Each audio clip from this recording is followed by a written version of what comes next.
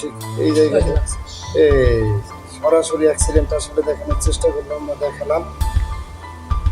দেখুন কিভাবে আসলে অ্যাক্সিডেন্টটা ঘটে গেল চোখের পলক মুহূর্তে। আমরা আসলে দেখানোর চেষ্টা করব কিভাবে অ্যাক্সিডেন্টটা মূলত হয়েছিল।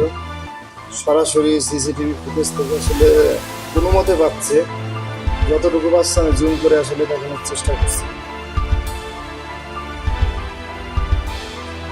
ঠিক এই জায়গাটা এই সরাসরি অ্যাক্সিডেন্ট আসলে দেখানোর চেষ্টা করলাম বা দেখালাম।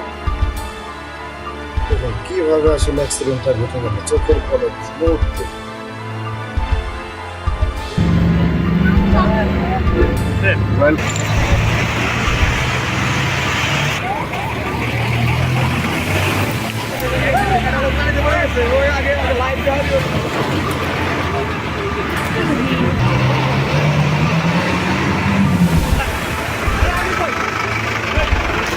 এই গাড়িটা আসতেছে, আসার পথে এই লোকাল গাড়িটা খুব বেগে আইছে।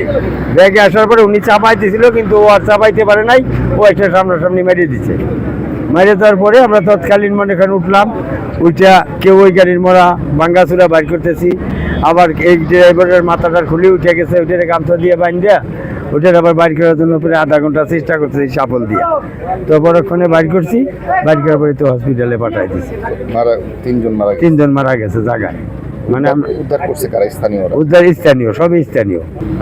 আমাদের বাসের গতি কিন্তু খুব একটা বেশি ছিল না, যার কারণে ততটা ক্ষয়ক্ষতি আমাদের যাত্রী হয়নি। কোন বাসে ছিলেন? আমি ছিলাম রয়্যাল পরিবহনে, আমার সিট নাম্বার ছিল C4। আল্লাহ বাঁচাইছে, কিন্তু মনে করেন সামনের দিক থেকে অতিরিক্ত গতি বাসটা, এমনভাবে মানে চোখের পলকে আপনার বাসটা চলে আসছে। আমার ড্রাইভার কিন্তু প্রচুর চেষ্টা করেছে বাঁচানোর জন্য, যার কারণে মনে করেন বাস এক সাইডে হেলে আসছে। আমার তো বিশ্বাস ছিল ড্রাইভার যদি চেষ্টা মানে মনে করতো যে উনি বাঁচবে, উনি হয়তো বাস ছেড়ে দিয়ে এই সাইডে চলে আসতে পারতো, কিন্তু উনি প্রচুর চেষ্টা করেছে ড্রাইভার সব মিলিয়ে। আলমডাঙ্গা, চুয়াডাঙ্গার আলমডাঙ্গা থেকে ঢাকার গাবতলীগামী রয়্যাল পরিবহন এবং ফরিদপুর থেকে মাগুরাগামী রিক এন্টারপ্রাইজ, এই দুটো গাড়ির মুখোমুখি সংঘর্ষ হয়েছে এখানে। আপনারা দেখছেন সামনে যে বাঁক আছে, আমার মনে হয় যে বাঁকের কারণে দুটা গাড়ির স্পিড বেশি ছিল, এই জন্য অ্যাক্সিডেন্ট হয়ে থাকতে পারে। এখানে আমি এসে শুনলাম 3 জন নিহত হয়েছে অ্যাক্সিডেন্টে। লোকাল যে রিক পরিবহন সেই গাড়ির ড্রাইভার আছে, 2 জনের পরিচয় পেয়েছি আমরা। একজন ফরিদপুরের টেপাখোলা বাড়ি, তার নাম আব্দুল মান্নান। আরেকজনের পরিচয় পেয়েছি, তার নাম আজিজুল হক, ওনার বাড়ি গোপালগঞ্জের মকসুদপুর। আর মহিলা একজন মারা গেছেন, 3 জনের মধ্যে একজন মহিলা, তার পরিচয়টা আমরা এখনো পাইনি। ওনারা হাসপাতালে আছেন এবং এর সাথে আরও 23 জন আহত। ফরিদপুর আমাদের যে পার্শ্ববর্তী হাসপাতাল আছে সেখানে ভর্তি আছে 23 জন আহত।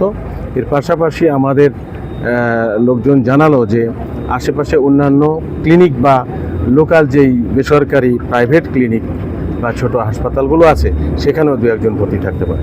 কারণ আমার কাছে মনে হচ্ছে যে এখানে বাঁক আর ওভার স্পিড, এই জন্য দুর্ঘটনা হয়ে থাকতে পারে। এটা পরবর্তীতে ইনকোয়ারি সাপেক্ষে আমরা সঠিকভাবে বলতে পারবো।